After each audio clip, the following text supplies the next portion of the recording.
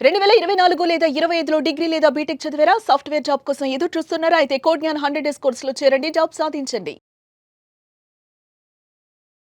చాలా మందిలో నేను చూస్తూ ఉంటానండి. 2.5 ఎల్‌పీఏ, 3 ఎల్‌పీఏ ఒక సాలరీనా? అవునా?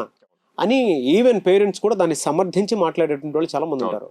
ఇప్పుడు వాళ్ళ పెయిన్ నుంచి మాట్లాడటం వేరు, పిల్లలని మార్కెట్ని అర్థం చేసుకుని మాట్లాడటం వేరు. దీని మీద మీరేం చెప్తారు సార్ అసలు? చాలా మంచి క్వశ్చన్ అండి. నేను చాలా మంది పేరెంట్స్ తో మాట్లాడాను. పేరెంట్స్ మాక్సిమం అందరూ ఈ వీడియో చూస్తే గనక ఒక క్లారిటీ రావాలి వాళ్ళకి. అసలు ఫస్ట్ 2.5 3 ఎల్పీ అంటే 20 నుంచి 25 వేలు నెలకు వస్తాయి. దాంట్లో కట్టింగ్స్ అన్ని పోను హ్యాండ్కి 20 నుంచి 18 వేలు వస్తాయి. అది ఇంట్లో ఉండి మామూలు ఏదైనా వర్క్స్ చేసుకున్నా కూడా వస్తాయి కదా. వీళ్ళు ఇంతలాగా 4 సంవత్సరాలు చదివి కష్టపడ్డాక కూడా అదే శాలరీయా అన్న మైండ్ సెట్ లో ఉన్నారు.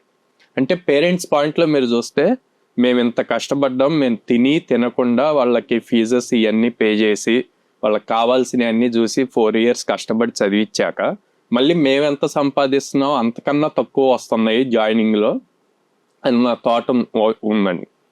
నేనేం చెప్తా అంటే మనం బయట మార్కెట్ కూడా చూసుకోవాలి. మార్కెట్ ఎలా ఉంది ఏంటి అన్నది. ప్రతిరోజు లే ఆఫ్స్ చూస్తున్నాము, అట్ ద సేమ్ టైం ఎంతలాగే ఎవాల్వ్ అవుతుంది అన్నది చూస్తున్నాం. మీరు సంపాదిస్తున్న దాంతో కంపేర్ చేసి 18,000 20,000 చేతికి వస్తాయని లెక్కేస్తున్నాను. కానీ రేపొద్దున 5 years ఎక్స్పీరియన్స్ వచ్చాక ఎంత శాలరీ వస్తుంది అన్నది మీరు క్యాల్కులేట్ చేయట్లా. అంటే ఇప్పుడు ప్రెజెంట్ టెంపరీగా ఈ నెలకి ఎంత వస్తుంది అన్నదే క్యాల్కులేట్ చేసుకుంటున్నారు. రేపొద్దున ఫ్యూచర్ 5 years అయ్యాక జనరల్ గా మార్కెట్ ఎలా ఉంటుంది అంటే అండి, 5 years ఎక్స్పీరియన్స్ వస్తే ఇంటూ 3 years అంటే 12 to 15 lakhs ప్యాకేజ్ వస్తుంది. 12 లక్షల నుంచి 15 లక్షల ప్యాకేజ్ వస్తుంది 5 years ఎక్స్పీరియన్స్ వచ్చేసరికి మినిమం అది. ఓకే, అప్పుడు ఎంత వస్తున్నట్టే హ్యాండ్కి ₹1,00,000 వస్తుందండి. మీరు ఇంట్లో రోజు 5 సంవత్సరాలు కష్టపడిన మీరు ఎంత సంపాదిస్తారు? ఆ క్యాలిక్యులేషన్ కూడా వేయాలి పేరెంట్స్. అది వేయట్లేదు. And at the same time students కూడా ఏం థింక్ చేస్తున్నారంటే, అరే నాకు 6 lakhs అబోవ్ రావాలి, 8 lakhs అబోవ్ రావాలి అన్న పాయింట్ థింక్ చేస్తున్నారండి. అది కరెక్ట్ కాదు. ఉన్న మార్కెట్ని బట్టి 6 lakhs 8 lakhs అందరికీ వచ్చింది అనుకోండి, ఇంత స్ట్రగుల్ ఎందుకు? అది పాసిబుల్ అవ్వదు కదా. అందరికీ సేమ్ రాదు, అందరి మైండ్ సెట్ ఒకటి కాదు, అందరు టెక్నాలజీ నేర్చుకునే విధానం ఒకటి కాదు. ఫస్ట్ కెరీర్ స్టార్ట్ అవటం ఇంపార్టెంట్. మనం ఏం చెప్తున్నాం అండి, ఇప్పుడు 2024 ఏప్రిల్ పాస్ అవుట్ అయితే 2026 ఏప్రిల్కి ఫ్రెషర్ పీరియడ్ అయిపోతుంది కంపెనీ రూల్ ప్రకారం. ఓకే, ఈ 2 years లో నువ్వు ఫ్రెషర్గా జాయిన్ అవ్వాలి. ఓకే, నీకు ఫర్ సపోజ్ ఇప్పుడు 2025 పాస్ అవుట్స్ ఉన్నారండి. 2025 పాస్ అవుట్స్ రాగానే ఇమ్మీడియట్గా జాబ్ వచ్చింది, కానీ అది 2.4 ఎల్పీఏ అనుకున్నాం. 20,000 ఆఫర్ చేశారు, జాబ్ తీసుకోవాలా, తక్కువ ప్యాకేజీ, నాకు ఇంకా ఎక్కువ రావాలి అని చెప్పి వదిలేసాడు. ఓకే, 6 months అయింది, 1 year అయింది. 1 year తర్వాత 3.6 జాబ్ వచ్చింది, అంటే నెలకు 30,000 జాబ్ వచ్చింది. సంవత్సరం ముందు 20,000 జాబ్ వస్తే వద్దనుకున్నాడు. ఈ 1 year జాబ్ చేయాల, కోర్సులు నేర్చుకుంటున్నాడు. తర్వాత 30,000కి వచ్చింది జాబ్. జాయిన్ అయ్యారు. నేను డిఫరెన్స్ చెప్తున్నా ఎక్కడ ఎఫెక్ట్ అవుతుంది అన్నది. 30,000కి జాయిన్ అయ్యారు. 1 year టైం వేస్ట్ అయిందిగా. ఇక్కడ జాయిన్ అయింది ఫ్రెషరే. తర్వాత రేపొద్దున ఎక్స్పీరియన్స్ వచ్చాక 3-4 సంవత్సరాల తర్వాత నీ పాస్ అవుట్ ఇయర్ ఏమో 2025, నీ జాబ్ నువ్వు జాయిన్ అయిన ఇయర్ వచ్చేసి 2026. ఈ 1 year పీరియడ్ వల్ల నీకు 3 lakhs లాస్ అయిందిగా.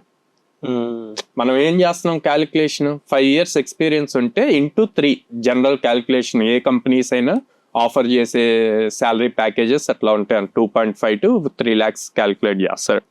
ఫస్ట్ ఇయర్ నువ్వు 1 year 3 lakhs పోయినట్టే కదా. అవును. నువ్వు అదే రోజు 20,000 వచ్చినా సరే ముందు నా కెరీర్ స్టార్ట్ అవ్వాలి అని చెప్పి స్టార్ట్ చేసినట్టయితే అక్కడ 20,000ది నువ్వు 5 yearsకి వచ్చేసరికి నీకు అక్కడ యాడ్ ఆన్ అయ్యిద్దిగా.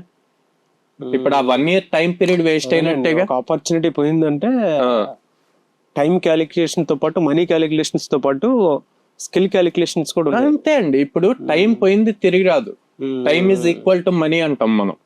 ప్రతి నిమిషం ఇంపార్టెంటే. సో దాన్ని గ్రహించట్లా, దాన్ని అసలు అర్థం చేసుకోవట్లేదు అన్నమాట. నేను బీటెక్ లో 12 లక్షలు 20 లక్షలు ఖర్చు పెట్టాను, నాకు ఇమీడియట్ గా 6 lakhs 10 lakhs ప్యాకేజెస్ రావాలి అన్న. ఓకే, రావాలి అనుకోండి, మీకు అంత స్కిల్ ఉందా? అంత స్కిల్ సెట్ ఉందా, మార్కెట్ ఆ లెవెల్ ఆఫ్ ఓపెనింగ్స్ ఉన్నాయా, అన్నీ చూసుకోవాలి మనం. ప్రతిసారి ఒకేలాగా ఉండదుగా. ఇప్పుడు 2022లో చాలా హై మార్కెట్ అండి. 4 lakhs 5 lakhs ఇచ్చే వాళ్ళకి కూడా 10 lakhs 15 lakhs ఇచ్చారు 2022లో కోవిడ్ టైంలో. బట్ ఇప్పుడు అది అవ్వట్లేదు కదా. సో దేనికి తగ్గట్టు అది చూసుకొని రియలైజ్ అవ్వాలి. బోత్ పేరెంట్స్ అవ్వాలి, స్టూడెంట్స్ అవ్వాలి. పేరెంట్స్ ఎంకరేజ్ చేయాలి, ఏమని, నాన్న త్వరగా జాబ్ తెచ్చుకోవాలి, ప్యాకేజ్ గురించి చూడొద్దు, ముందు కెరీర్ స్టార్ట్ అవ్వాలి, కెరీర్ స్టార్ట్ అయితే తర్వాత వస్తుంది. At the same time student mind set కూడా మారాలి, ఏమని, ముందు నా కెరీర్ స్టార్ట్ అవ్వాలి, డేస్ ఎక్కువ వేస్ట్ అవ్వకూడదని. మనం 2 years పీరియడ్, ఫ్రెషర్ పీరియడ్ ఉంది, మీరు తెచ్చుకోవచ్చు ఈ 2 yearsలో అని చెప్పినా రేపు పొద్దున్న కెరీర్లో అది ఎఫెక్ట్ అవ్వకూడదు.